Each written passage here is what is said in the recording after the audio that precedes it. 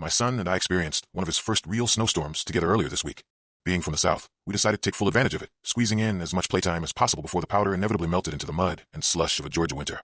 After a marvelous snowball fight that proved devastating on both fronts, we decided it was finally time to build a snowman. My son had only ever seen them in books or on TV. Now, he was finally feeling the magic of watching a winter icon come to life under his own mittens. We rolled up a massive base, a modest middle, and a surprisingly life-sized head that begged for a carrot nose and dark, cold eyes. We finished him off with a marshmallow smile and a scarf and coat to keep him warm, as my son put it. When we were done, we stepped back to revel in the perfect, hallmark snow buddy we created. We stood there in awe. It was a beautiful memory. My boy looked up at me through his thick, Coke bottle glasses, and I felt all my adult problems fade away at the sight of the pure excitement in his eyes. Eventually, the cold became unbearable. We headed inside for the hot chocolate my wife had been brewing while she watched us from the kitchen window. The three of us curled up on the couch to watch Home Alone while a fire roared gently in the hearth. Later that night, after we sent our son up to bed, I stopped by the kitchen for one last cup of cocoa. I peered out the window and saw the snowman still standing guard exactly where we left him. However, I could have sworn he looked closer, like he'd shifted toward the house by 4 or 5 feet. I shrugged it off, blaming exhaustion. My wife pulled me by the hand upstairs, and I collapsed into bed, snoring before my head even hit the pillow. The next morning, sunlight stabbed at my eyes through the blinds. I sat up, rubbing my face, and was annoyed to hear the weather report calling for heat. Temperatures in the 70s immediately following a blizzard. Life in the South, right? I knew my son would be heartbroken to see our creation melt away. The aroma of breakfast lifted me out of bed and carried me hypnotically down the stairs. I greeted my wife with a kiss, complimenting her on the bacon, eggs, and French toast. I even made a sly comment about how good she looked in her purple silk robe. As we chatted over coffee, a realization hit me. "Where's Daniel?" "Oh, he's already outside," she replied lovingly. "He wanted to play with the snowman one last time before it's gone." I looked out the window.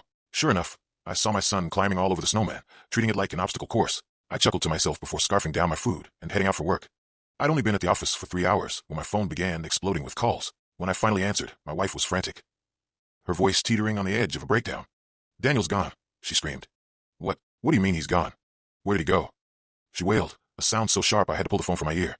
"He's gone, Donovan. I went out to check on him, and he was nowhere to be seen. The neighbors are already out here looking." Adrenaline hit me like a physical blow. "Stay there. I'm on my way." As I drove, a pit opened in my stomach. By the time I turned into my neighborhood, the street was lined with police cars, a fire truck, and an ambulance. I had to park 50 feet away and run the rest of the distance.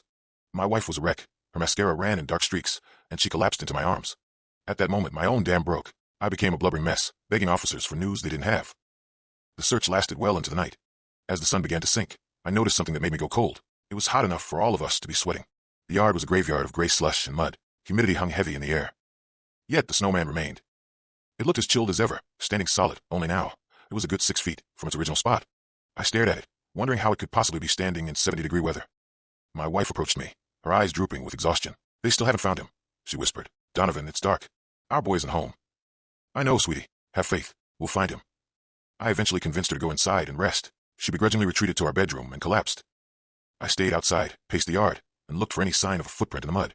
The air suddenly turned chilly. I stepped inside for a brief second to grab a jacket, and when I stepped back onto the porch, the snowman had moved again, at least a foot closer to the door. I'd had enough. I marched up to the thing and gave it a shove, intending to topple it into the mud. But it didn't budge. It felt like pushing a marble statue. The snow didn't even indent under my hand. It was frozen solid. An unnatural iceberg in the middle of a humid night. As I stood there in a daze, a noise shook me from my trance. From the woods behind the house, I heard my son's voice. He was screaming for help. Without a thought, I bolted toward the tree line. His voice seemed to be drifting deeper into the brush. I ran until I lost all sense of direction. I was spinning in circles, dizzy and nauseous, when I heard it again. But this time, it didn't sound like my son. The voice was robotic, flat. He just kept repeating the same word over and over. "Daddy, Daddy, Daddy, Daddy." It was coming from every direction. I felt like I was losing my mind. But before I could keel over, a new sound ripped through the trees. My wife, screeching in agony. Pure instinct took over. I bolted back toward the house. The screams didn't fade away this time. They grew louder and louder until, suddenly, they stopped. The only sound left was the squelch of my boots on the wet earth. When my house finally came into view, every light was on. The front door was wide open, and the snowman was gone from the yard. I ran up the stairs and into the living room. What I found has left me permanently terrified of the winter. Standing directly in front of the roaring fireplace were 3 snow people. One was draped in my wife's purple silk robe. Another wore Daniel's Coke bottle glasses, pressed crudely into the ice where its eyes should be. The third, the largest, just stared at me. Its marshmallow smile looked like a devilish grin now, and its dark, cold eyes bore into my soul while the credits of Home Alone rolled silently on the TV.